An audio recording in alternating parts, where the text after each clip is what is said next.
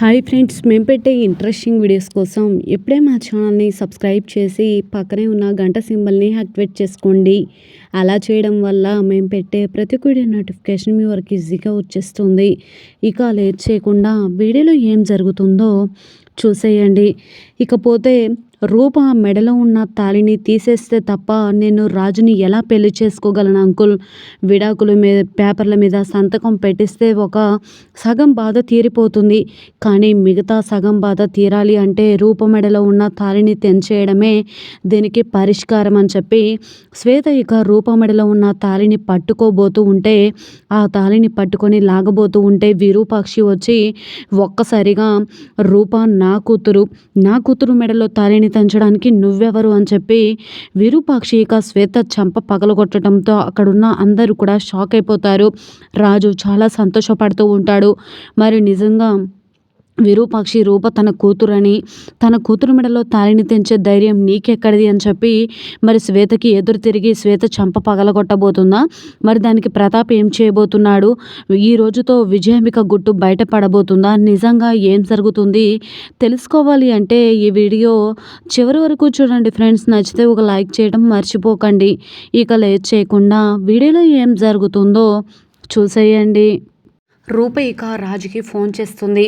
రాజు phone lift చేసి అమ్మాయి గారు అనగానే రాజు రేపు అక్కడికి రమ్మని శ్వేత కాల్ చేసింది అని అంటూ ఉంటే, అవునమ్మాయి గారు ఇక్కడే ఇక సీఎం గారు పెద్దయ్య గారికి ఫోన్ చేశారు అనగానే, అవును రాజు కానీ రేపు అక్కడికి వస్తే ఏం గొడవ జరుగుతుందో ఏమో తలుచుకుంటే చాలా భయంగా ఉంది రాజు అనగానే, అమ్మాయి గారు ఏం జరిగినా మన మంచికే జరుగుతుందనుకోండి, మీరేమీ కంగారు పడకండి అనగానే, సరే రాజు రేపు ఏం గొడవ జరుగుతుందా అనే దానికంటే నిన్ను కలవడానికి వస్తున్నాను అనే ఆనందమే నాలో ఎక్కువగా ఉంది రాజు అని రూప అంటూ ఉంటే, అవునమ్మాయి గారు ఎప్పుడెప్పుడు మిమ్మల్ని చూడాలా అని నేను కూడా వేయి కళ్ళతో ఎదురు చూస్తున్నాను. మీరు మనసులో ఏమీ పెట్టుకోకుండా ప్రశాంతంగా పడుకోండి. గుడ్ నైట్ అమ్మాయి గారు అనగానే, సరే రాజు గుడ్ నైట్ అని చెప్పి పడుకుంటుంది రూప కూడా. ఇకపోతే ప్రతాప్ ఇక ఉదయాన్నే నిద్ర లేచిన తర్వాత అందరూ రెడీ అయ్యారా అని అడుగుతూ ఉంటే, అటువైపుగా వెళ్తూ రూప బాధపడుతూ ఉండడం చూసిన విజయాంబిక రూప దగ్గరికి వచ్చి, ఏంటి రూప నీకు రాజు శుభలేఖలు పంచుకోవడం మంచిగా అనిపించట్లేదా? అది అశుభంగా మార్చాలని చూస్తున్నావా ఏంటి అని ఈ విధంగా విజయాంబిక అంటూ ఉంటుంది. నా కొడుకుని జైలుకు పంపించినప్పుడు నీకు ఇదంతా అర్థం కాలేదా? ఆ దేవుడు అందుకేనేమో నీకు ఇంత బాధను విధించాడు అని విజయాంబిక అంటూ ఉంటుంది. వెంటనే ప్రతాపిక అక్క ఏంటి బయలుదేరారా రండి అనగానే, వస్తున్నాం తమ్ముడు పిలుస్తున్నాడు కదా మీ నాన్న పద అని చెప్పి రూపను కూడా తీసుకొని వచ్చేస్తారు. ఇక అందరు కూడా ఆటో మాట్లాడుకొని బయలుదేరతారు. ఇకపోతే ముత్యాలు అన్ని ఏర్పాట్లు శాంతి పూజకు చేస్తూ ఉంటుంది. సీఎం తన కూతురు శ్వేత అందరి కుటుంబంతో కలిసి రాగానే ముత్యాలు అందరినీ రిసీవ్ చేసుకుంటుంది. అన్ని ఏర్పాట్లు జరిగాయా అనగానే, అన్ని ఏర్పాట్లు చేసేసామమ్మా అని చెప్పి అంటూ ఉంటే, శ్వేత వచ్చి పీటల మీద కూర్చోగానే అటు నుంచి అప్పలనాయుడు అలాగే రాజు మెట్లు దిగి వస్తూ ఉంటారు. రాజు కూడా వచ్చి కూర్చుంటాడు. పంతులు గారు మంత్రాలు చదువుతూ శాంతి పూజను జరుపుతూ ఉంటారు. ఇక వెంటనే ఈ విధంగా అంటూ ఉంటారు, ఇంకా మినిస్టర్ ప్రతాప్ వాళ్ళు రాలేదనుకుంటా అని చెప్పి సీఎం అంటూ ఉంటే, అప్పుడే ఇక ఆటలో నుంచి దిగుతారు రూప అలాగే విజయాంబిక, ప్రతాప్, సుమాచంద్ర, మందారం అందరూ కూడా.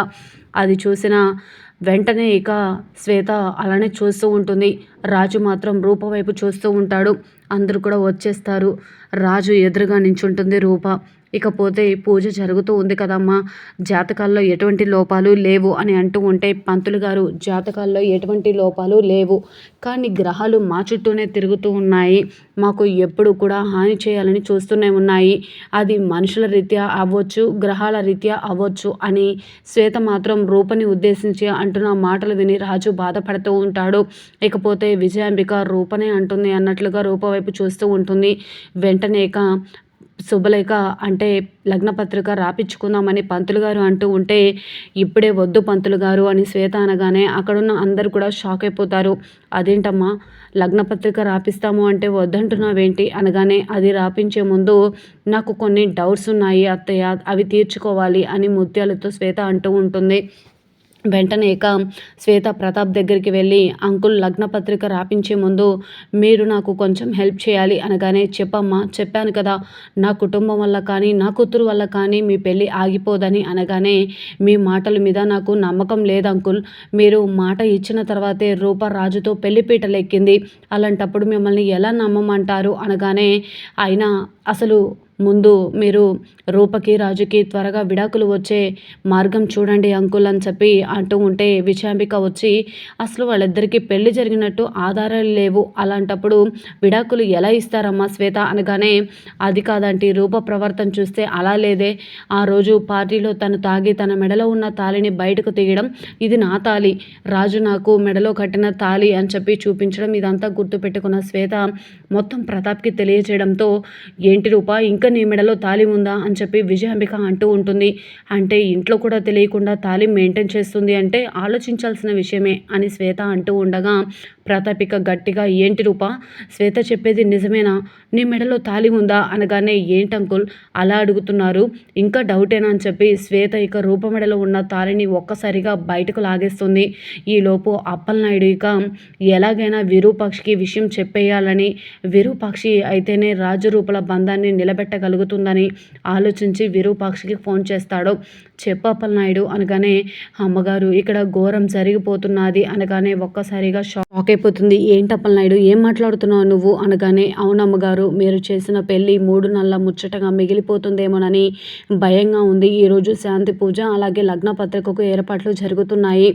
రూపని విడాకుల పేపర్ మీద సంతకం పెట్టాలని రాజుని ఇబ్బంది అలాగే రూపని ఇబ్బంది పెడుతున్నారు అమ్మగారు మీరు ఎలాగైనా ఏదో ఒకటి చేయాలి అని అంటూ ఉంటే అలా ఎలా జరుగుతుంది నేను అక్కడికి ఇప్పుడే వస్తాను అప్పలనాయుడు అనగానే అమ్మగారు మీరు రావద్దు పెద్దయ్య గారు ఇక్కడే ఉన్నారు గొడవలు అయిపోతాయి అనగానే ఇన్నాళ్ళు నేను సూర్యకి ఎదురుపడకుండా ఉందే నా కూతురు జీవితం కోసం అలాంటిది నా కూతురు జీవితమే నాశనం అయిపోతుంది అని తెలిసిన తర్వాత నేను ఎలా ఉండగలను అప్పలనాయుడు ప్రశాంతంగా ఖచ్చితంగా వస్తాను అని చెప్పేసి అంటూ ఇక ఫోన్ కట్ చేస్తుంది. వెంటనే ఇక విజయాంబిక భర్త స్వామీజీ దగ్గరికి వచ్చి అన్నయ్య అని చెప్పి జరిగిందంతా కూడా చెప్తూ ఉంటుంది. అవునా త్వరగా పదమ్మా అని చెప్పేసి ఇద్దరు కూడా బయలుదేరి వచ్చేస్తూ ఉంటారు. రూపని మాత్రం శ్వేత అనరని మాటలు అంటూ ఉంటుంది. అంకుల్ మీరేం చేస్తారో నాకు తెలియదు రూప మెడలో ఉన్న తాళిని తెంచితే తప్ప నేను రాజుని ప్రశాంతంగా పెళ్లి చేసుకోలేను అంకుల్ అని అంటూ ఉంటుంది. వెంటనే అక్క విజయాంబికతో చెప్తూ ఉంటాడు ప్రతాప్ రూప మెడలో ఉన్న తాళిని తెంచే అక్క అనగానే విజయాంబిక వచ్చి తాళి తెంచుతూ ఉంటే అప్పుడు ఇక విరూపాక్షి వచ్చి గట్టిగా అరుస్తూ చెయ్యి తీ అని చెప్పి అనగానే విజయాంబిక ఆమడ దూరంలోనికి వెళ్ళిపోతుంది. విరూపాక్షిని చూసి ప్రతాప్ ఏం మాట్లాడాలో అర్థం కాక తనతో ఉన్న జ్ఞాపకాలన్నీ కూడా గుర్తు చేసుకుంటూ ఉంటాడు. రూప దగ్గరికి వచ్చి నా కూతురి జీవితంలోకి అడుగు పెట్టడానికి నువ్వెవరు రాజుకి నా కూతురికి నేను ఎప్పుడో పెళ్లి చేశాను వాళ్ళ బంధం నిలబడాలి తప్ప ఇలా మధ్యలోనే ఆగిపోకూడదు అని విరూపాక్షి అంటూ ఉంటుంది.